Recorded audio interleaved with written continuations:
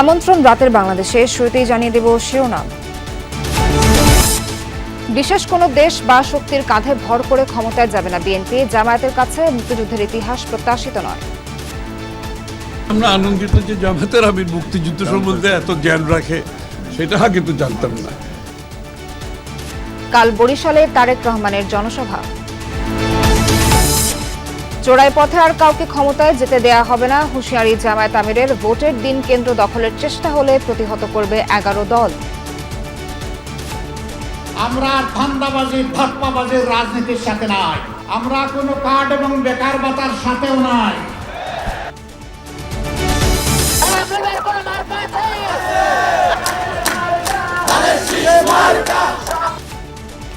রাজধানী সহ সারা দেশে নির্বাচনী প্রচার তুঙ্গে, এলাকার উন্নয়ন সহ দিচ্ছেন নানা প্রতিশ্রুতি। শান্তিপূর্ণ পরিবেশে হবে ভোট, আশা নাগরিকদের।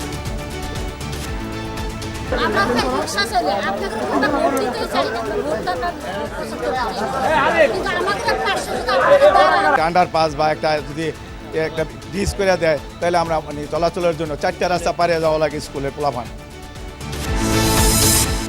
নানা বিতর্কের পর নাম বদলালো র্যাবের, নতুন নাম স্পেশাল ইন্টারভেনশন ফোর্স। অতীতের তুলনায় ভালো ভোটের আশা স্বরাষ্ট্র উপদেষ্টার। এছাড়াও রাতের বাংলাদেশে থাকছে পবিত্র শবে বরাত আজ। মসজিদে মসজিদে মুসল্লিদের ভিড়, রাতভর ইবাদত বন্দেগীতে মশগুল থাকবেন ধর্মপ্রাণ মানুষ।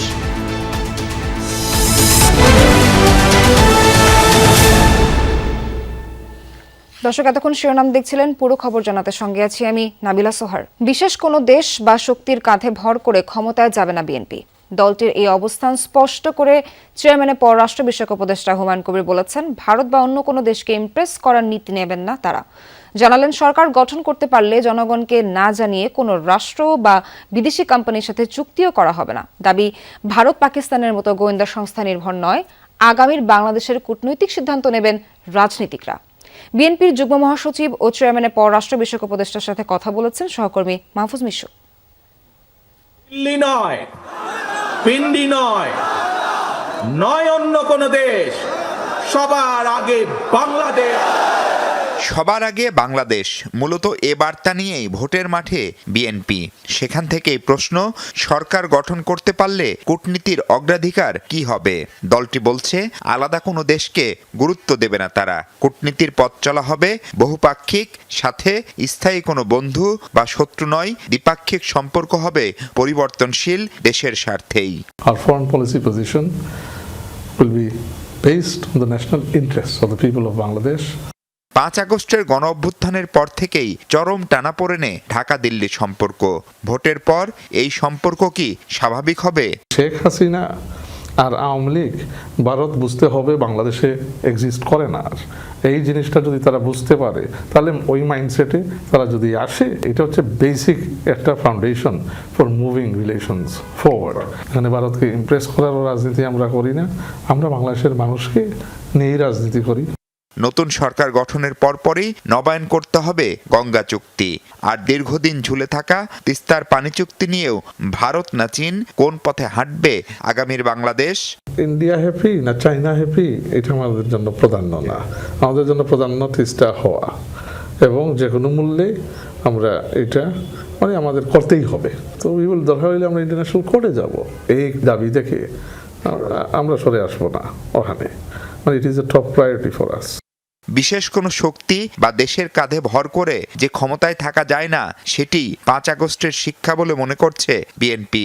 কোনো পলিটিক্যাল ক্লাস বা পলিটিক্যাল স্টেক হোল্ডার যে বাংলাদেশকে একটি গোলাম রাষ্ট্র হিসাবে অন্যর উপর নির্ভরশীল করে রাষ্ট্র পরিচালনা করবে, ইট ডাজন্ট এক্সিস্ট। যদি কেউ চেষ্টাও করে, they will be thrown out. হাসিনার মতো মিস্টেক কেউ আর করবে না। It is a wake-up call to the political class of Bangladesh, এবং it will stand as an example of what can come if you misrule this country. যুক্তরাষ্ট্র, চীন বা ভারত যে কোনো সম্পর্কেই দেশের স্বার্থ প্রাধান্য পাবে দাবি করে বিএনপি ক্ষমতায় গেলে গোপন কোন চুক্তির আশঙ্কা নাকচ করেন দলটির এই যুগ্ম মহাসচিব। ন্যাশনাল ইন্টারেস্টের ভিত্তিতে যে কোনো চুক্তি, এটা পার্লামেন্টে ডিসকাশন হবে। পার্লামেন্টে ডিসকাশন হওয়ার পরে it will be approved. না, প্রশ্নই আসে না। পাকিস্তান সহ এই অঞ্চলের সব দেশের সাথেই স্বাভাবিক সম্পর্ক করতে চাইলেও কূটনৈতিক সিদ্ধান্ত রাজনীতিকদের হাতে ফেরানোর কথাও বলছেন Humayun Kabir. We need to get foreign policy out of the hands of agencies and move it to the politicians. Mahfuz Mishu, Jamuna news, Dhaka. জামায়াতের কাছে মুক্তিযুদ্ধের ইতিহাস প্রত্যাশিত নয়, এমনটাই মন্তব্য করেছেন বিএনপির স্থায়ী কমিটির সদস্য আমির খসরু মাহমুদ চৌধুরী। অন্যদিকে বিএনপির কেন্দ্রীয় নির্বাচন পরিচালনা কমিটির মুখপাত্র মাহাদি আমিন জানিয়েছেন, একটি দল ফ্যাসিবাদী আমলের তৈরি বয়ান নতুন করে ছড়ানোর দায়িত্ব নিয়েছে। বিএনপির জনপ্রিয়তা দেখে ব্যক্তিগত আক্রমণের নোংরা কৌশল চলছে অভিযোগ করেছেন বিএনপি নেতারা। কদিন বাদেই নির্বাচন, মাঠে চলছে প্রার্থীদের জোর প্রচারণা। বিএনপি চেয়ারম্যান তারেক রহমান দল আর জোটের বার্তা পৌঁছাতে ছুটছেন এক জেলা থেকে আরেক জেলায়। পাল্টাপাল্টি বক্তব্যে সরগরম ভোটের মাঠ। দলের পর্যবেক্ষণ জানাতে বিএনপির কেন্দ্রীয় নির্বাচন পরিচালনা কমিটি মঙ্গলবার ব্রিফিংয়ের আয়োজন করে। গুলশান অফিসে মুখপাত্র মাহাদি আমিন জানান, পর্যবেক্ষকদের তালিকা থেকে রাজনীতি সংশ্লিষ্টদের বাদ দিতে ইসিকে অনুরোধ করা হয়েছে। নির্বাচনী কাজে বাংলাদেশ ন্যাশনাল ক্যাডেট কোর অর্থাৎ বিএনসিসির ক্যাডারদের মোতায়েন করার একটি সিদ্ধান্ত আমরা দেখেছি, যাতে আমরা উদ্বিগ্ন। কেননা কলেজ ও বিশ্ববিদ্যালয় পড়ুয়া বিএনসিসি ক্যাডেটদের অনেকেই কোনো না কোনো রাজনৈতিক দল বা মতাদর্শের সাথে জড়িত থাকেন। ফলে তাদেরকে নির্বাচনে সম্পৃক্ত করলে তা অবাধ, সুষ্ঠু ও নিরপেক্ষ নির্বাচনের পথে অন্তরায় সৃষ্টি করতে পারে।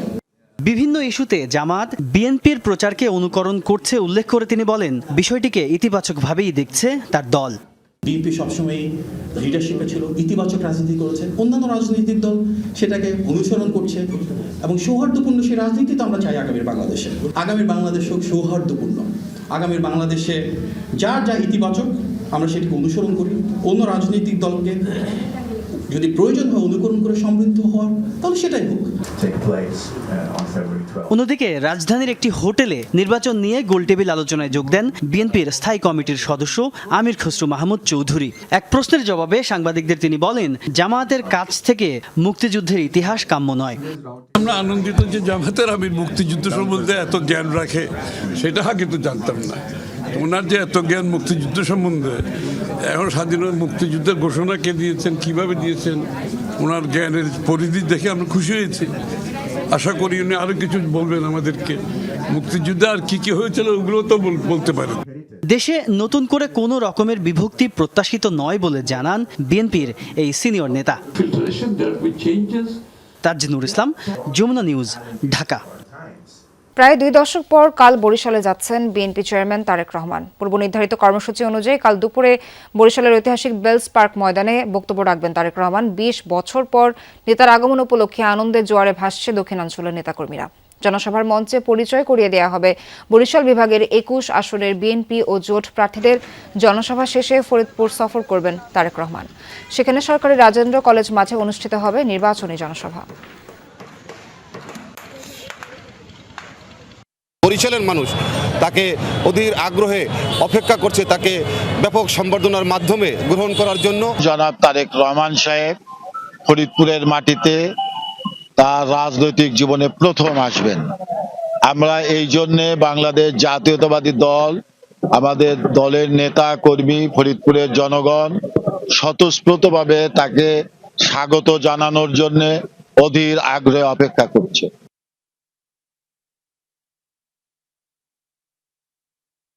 দেশের টাকা যারা বাইরে পাচার করেছে, ক্ষমতায় আসলে তাদের ঘুম হারাম করে দেবে জামায়াত, এমন মন্তব্য করেছেন দলটির আমির ডক্টর শফিকুর রহমান। বেকার ভাতা, কৃষক ভাতা, ফ্যামিলি কার্ডের নামে একটি দল মিথ্যা প্রতিশ্রুতি দিচ্ছে বলে অভিযোগ করেন তিনি।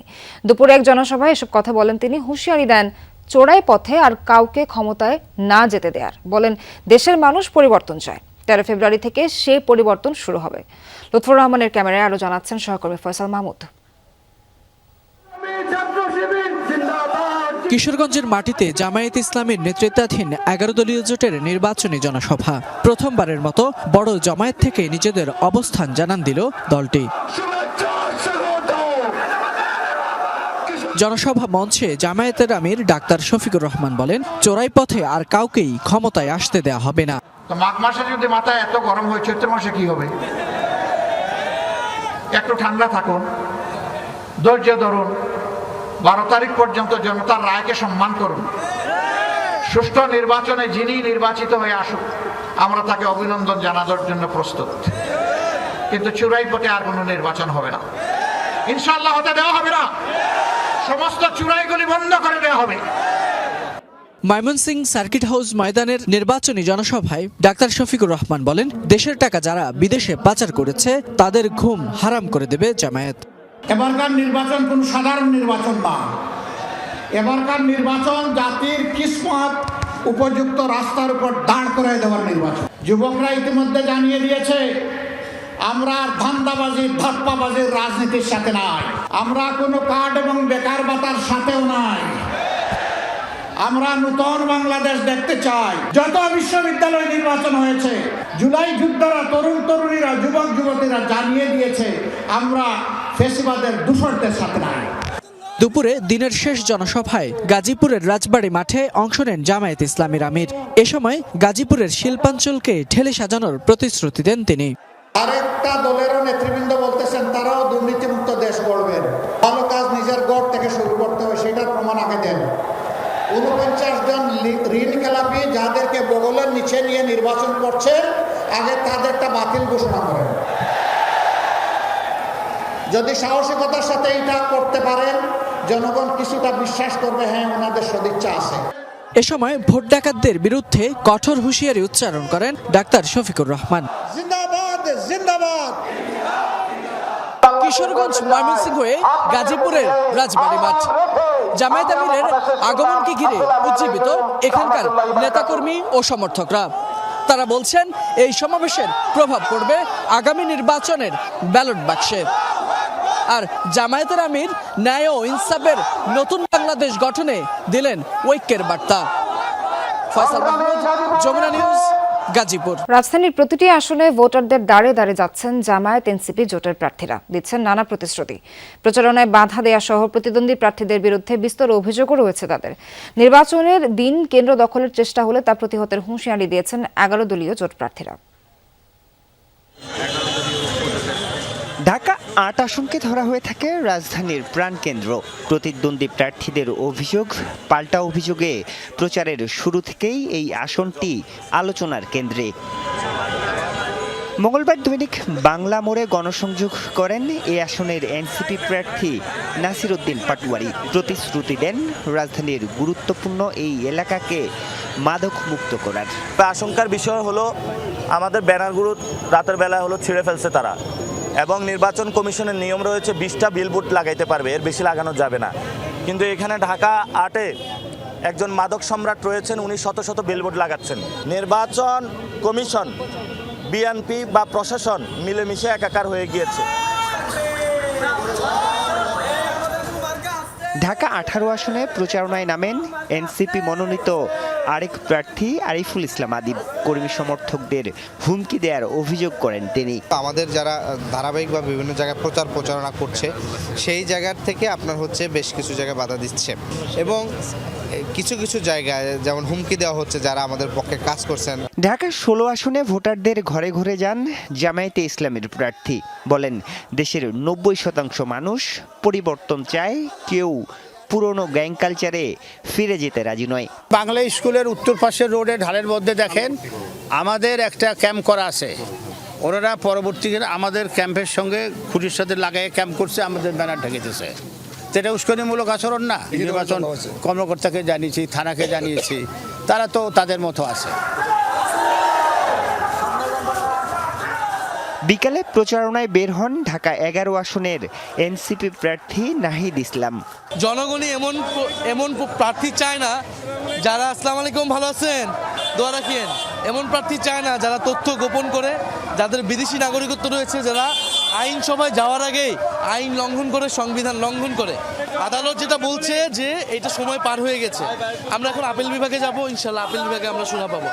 এদিকে পল্টনে দলীয় কার্যালয়ে নির্বাচনী ইস্তেহার ঘোষণা করেন 11 দলীয় ঐক্যজোটের অন্যতম শরিক খেলাফত মজলিস। ইস্তেহারে 35 দফা প্রতিশ্রুতি তুলে ধরা হয়।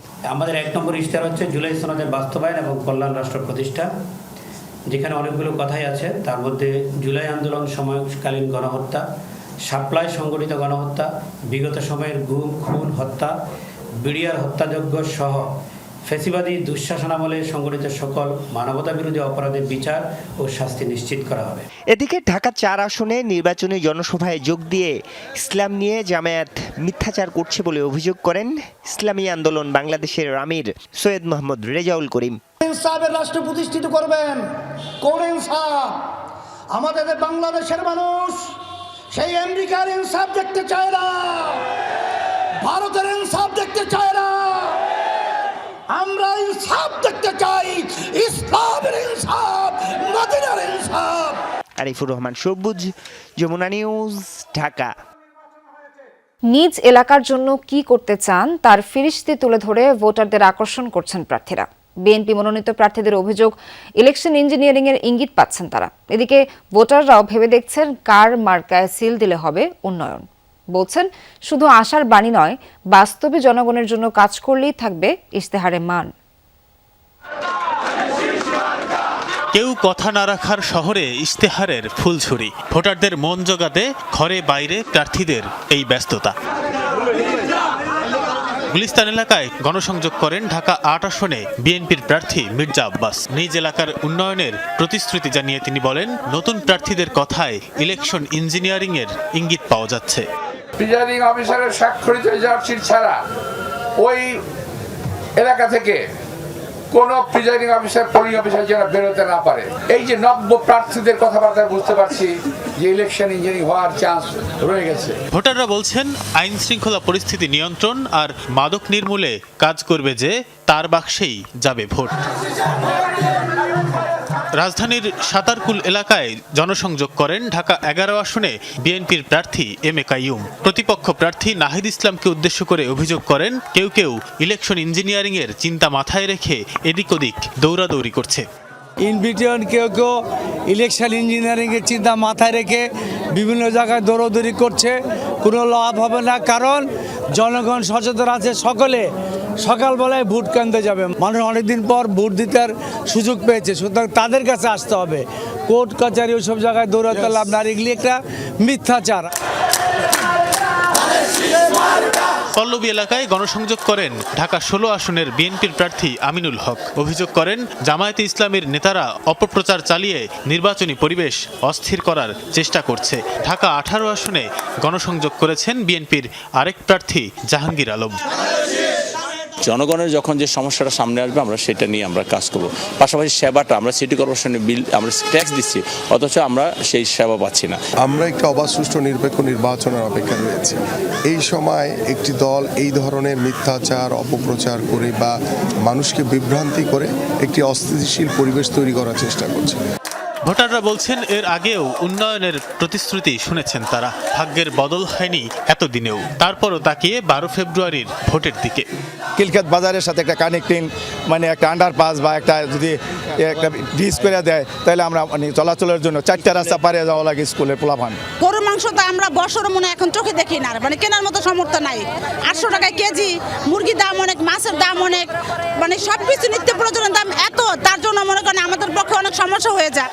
বিজয়ের লক্ষ্যে সকাল থেকে রাত ভোটারদের দুয়ারে দুয়ারে অবিরামভাবে ঘুরছেন প্রার্থীরা, চাইছেন ভোট, দিচ্ছেন আশ্বাস। তানভীর সিদ্দিক, টিপু, যমুনা নিউজ, ঢাকা। ধর্মকে ব্যবহার করে একটি পক্ষ মানুষকে বিভ্রান্ত করার চেষ্টা করছে বলে অভিযোগ করেছেন মির্জা ফখরুল ইসলাম আলমগীর। মিথ্যা প্রচারের বিরুদ্ধে সবাইকে সজাগ থাকার আহ্বান জানান তিনি। কক্সবাজারে গণসংযোগে সালাউদ্দিন আহমদ বলেন, মুক্তিযুদ্ধের বিরোধিতাকারীরা এখন নতুন ইতিহাসের কথা শোনাচ্ছে। সারা দেশে মিছিল, সভা সমাবেশ, উঠান বৈঠকের মাধ্যমে ভোটের প্রচার চালান প্রার্থীরা। এলাকার উন্নয়নের পাশাপাশি দিচ্ছেন প্রতিশ্রুতি, তুলে ধরছেন ভবিষ্যৎ পরিকল্পনা। চারিদিকে নির্বাচনের আমেজ, উৎসবমুখর পরিবেশে চলছে প্রার্থীদের প্রচারণা। ঠাকুরগাঁওয়ে নির্বাচনী পথসভায় 1 আসনের ধানের শীষের প্রার্থী মির্জা ফখরুল ইসলাম আলমগীর বলেন, একটি গোষ্ঠী ধর্মকে ব্যবহার করে মানুষকে বিভ্রান্ত করার চেষ্টা করছে, মিথ্যা প্রচারণা চালানো হচ্ছে। 1971 স্বাধীনতা ও গণতন্ত্রের প্রশ্নে বিএনপি আপোষহীন বলেও উল্লেখ করেন তিনি। স্বাধীনতা যুদ্ধের প্রশ্নে আমরা আপোষহীন, গণতন্ত্রের প্রশ্নে আমরা আপোষহীন, আমরা উন্নয়নের স্বার্থে আমরা আপোষহীন, আর অসাম্প্রদায়িকতার ক্ষেত্রে আমরা আপোষহীন। গণসংযোগে ব্যস্ত সময় কাটছে কক্সবাজার ১ আসনের বিএনপি প্রার্থী সালাউদ্দিন আহমদের। চকরিয়ায় নির্বাচনী পথসভায় বলেন, যারাই স্বাধীনতার বিরোধিতা করেছিল তারা আজকে নতুন করে মুক্তিযুদ্ধের ইতিহাস বর্ণনা করছে। বাংলাদেশের মানুষ জানে আজকে তারা যে নবরূপে নিজেদেরকে মুক্তিযোদ্ধার দল হিসেবে প্রতিষ্ঠা করতে চায়, সেটা একটা প্রতারণা। ভোটারদের দ্বারে দ্বারে গিয়ে প্রচার চালাচ্ছেন খুলনা ৩ আসনে ধানের শীষের প্রার্থী রকিবুল ইসলাম বকুল। অভিযোগ করেন, একটি পক্ষ মানুষের পরিচয়পত্র ও বিকাশ নম্বর নিচ্ছে। এ নিয়ে প্রশাসনকে প্রয়োজনীয় পদক্ষেপ নেওয়ার আহ্বান জানান তিনি। একটি অশুভ চক্র এই ভোটকে বিতর্কিত করার জন্য কিংবা বানচাল করার জন্য কোনো একটি ষড়যন্ত্র তারা করছে, কারণ বাড়ি বাড়ি থেকে তারা আইডি কার্ডের ফটোকপি সংগ্রহ করছে এবং কোনো কোনো ক্ষেত্রে বিকাশ নাম্বার দিয়ে আসছে। উন্নয়নের প্রতিশ্রুতি দিয়ে চাঁপাইনবাবগঞ্জে ভোট প্রার্থনা করছেন ১ আসনের বিএনপি প্রার্থী শাহজাহান মিয়া। সকাল থেকে নিজ নির্বাচনী এলাকা চষে বেড়াচ্ছেন। গণতন্ত্র রক্ষায় ভোট চাচ্ছেন ধানের শীষের পক্ষে। ব্রাহ্মণবাড়িয়া ৪ আসনে বিএনপি প্রার্থী মুশফিকুর রহমানের পক্ষেও চলছে বিরামহীন প্রচারণা। আখাউড়া কসবার বিভিন্ন স্থানে তার পক্ষে গণসংযোগ করছে কর্মী সমর্থকরা।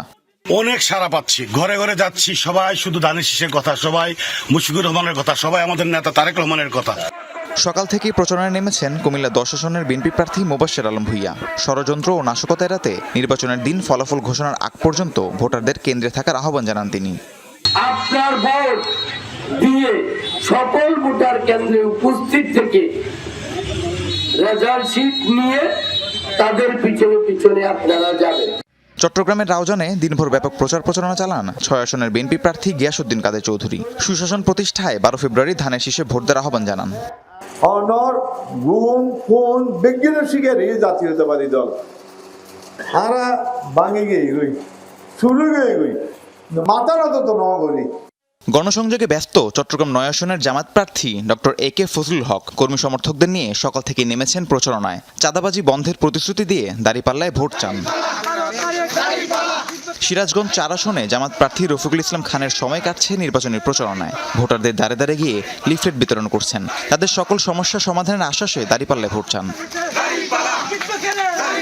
ভোটের মাঠে সরব ১১ দলীয় জোটের প্রার্থীরা। কুমিল্লা ৪ আসনে এনসিপি প্রার্থী হাসনাত আব্দুল্লাহ উঠান বৈঠকে অংশ নিয়ে বলেন, ভোটে জয়ী হলে কোনো ধরনের দুর্নীতিকে প্রশ্রয় দেওয়া হবে না।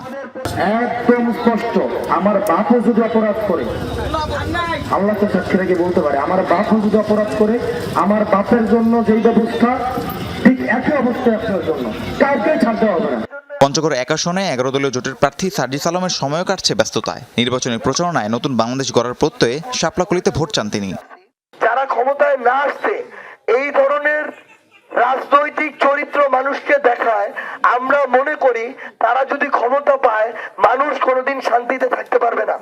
নাটোরের নির্বাচনী পদযাত্রায় এনসিপির মুখপাত্র আসিফ মাহমুদ সজীব ভূঁইয়া বলেন, ইনসাফ ও সুশাসনের বাংলাদেশ গড়তে কাজ করে যাচ্ছে জাতীয় নাগরিক পার্টি। সে লক্ষ্য সফল করতে শাপলাকলি প্রতীকে ভোট দেওয়ার আহ্বান জানান।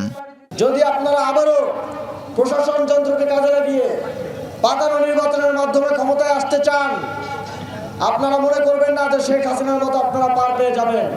বান্দরবানে বিরামহীন প্রচারণা চালাচ্ছেন এনসিপি প্রার্থী এস এম সুজাউদ্দিন। ব্যাপক সাড়া পাচ্ছেন দাবি করে জয়ের আশা ব্যক্ত করেন।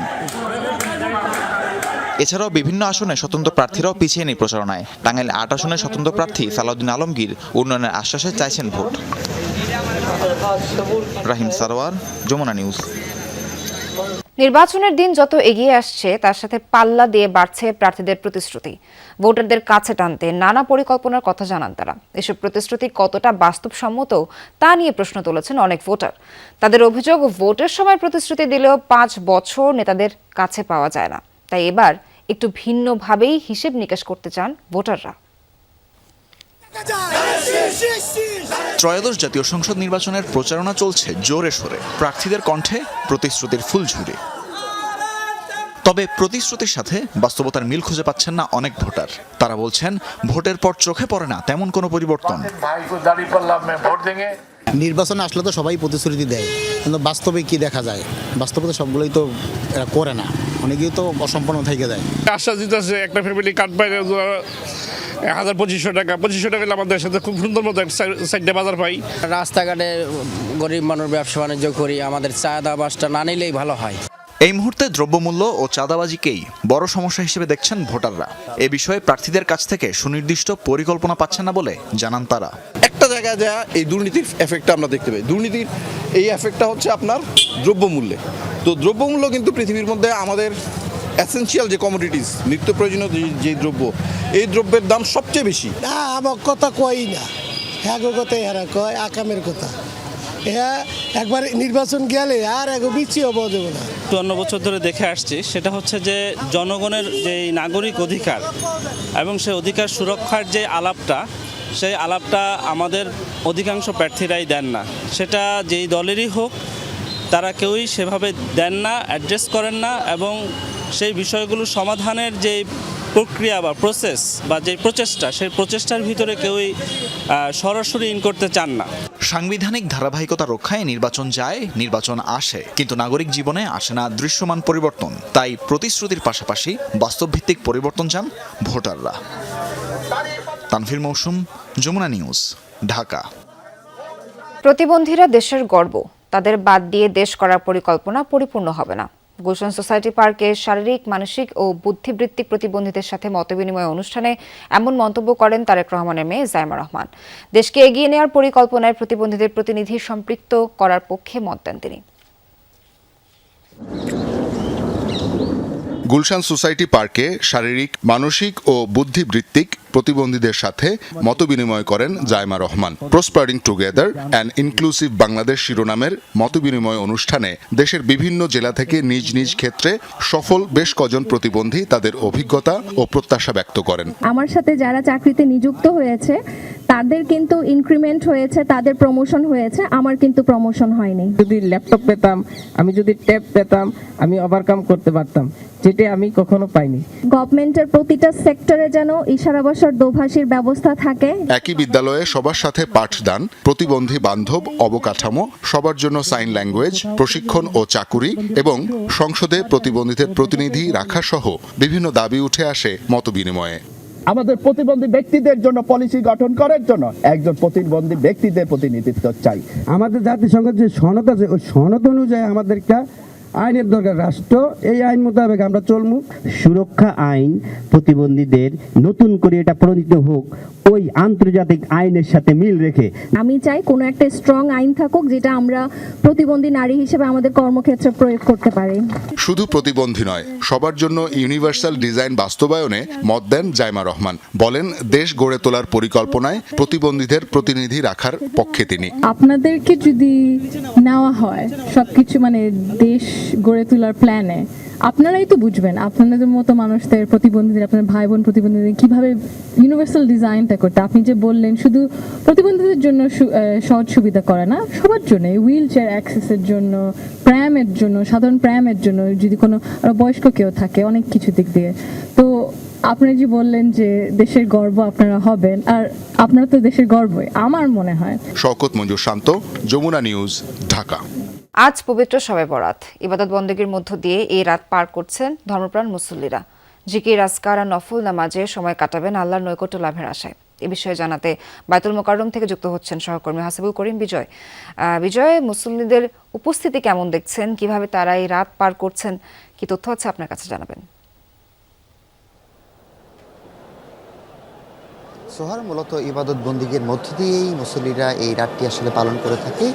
আর আরবি শাবান মাসের 14 তারিখ দিবাগত রাতে এই রাতটি আসলে পালন করা হয় এবং মুসল্লিরা বা পুরো বিশ্বের মুসলমান আসলে তারা জানেন যে এই রাতটি একটি ফজিলতপূর্ণ রাত এবং এই রাতে মুসলমানদের আত্মার শুদ্ধি, তারা তাদের যত পাপ রয়েছে তারা যদি আল্লাহর কাছে আসলে ক্ষমা চান, তারা মূলত এই রাতে তারা ক্ষমা প্রার্থনা করেন এবং তারা তাদের ক্ষমার, তাদের যে পাপ রয়েছে সেটি তারা এখান থেকে আসলে মুক্তির আশায় তারা এই দোয়া করেন। আমি যদি একটু জানিয়ে রাখতে চাই যে এই শবে বরাত, এই শব্দটি আসলে ফার্সি একটি শব্দ এবং এর অর্থ মুক্তির রাত। আরবি শব্দ বরাত অর্থ মুক্তি, তাই শবে বরাত অর্থ মুক্তির রাত। প্রতি বছর হিজরি মাসের 14 তারিখ দিবাগত রাতে শাবান শবে বরাত হিসাবে এটি ঈদটি পালিত করা হয়। তো আমি যদি সোহার বলতে চাই যে এই মসজিদে বাইতুল মোকাররম জাতীয় মসজিদে কিন্তু মুসল্লিদের বেশ উপস্থিতি আমরা লক্ষ্য করতে পারছি, এবং পাশাপাশি যদি বলি যে এখানে প্রধান বক্তা হিসেবে ধর্ম উপদেষ্টা আফম খালিদ হোসেন এসেছিলেন এবং তিনি এখানে মুসল্লিদের উদ্দেশ্যে কিছু বার্তাও দিয়েছেন। বুঝতে পেরেছি বিজয়, আপনাকে অনেক ধন্যবাদ। দর্শক, সে সাথে শেষ করছি রাতের বাংলাদেশের আয়োজন। সঙ্গে থাকার জন্য সবাইকে ধন্যবাদ।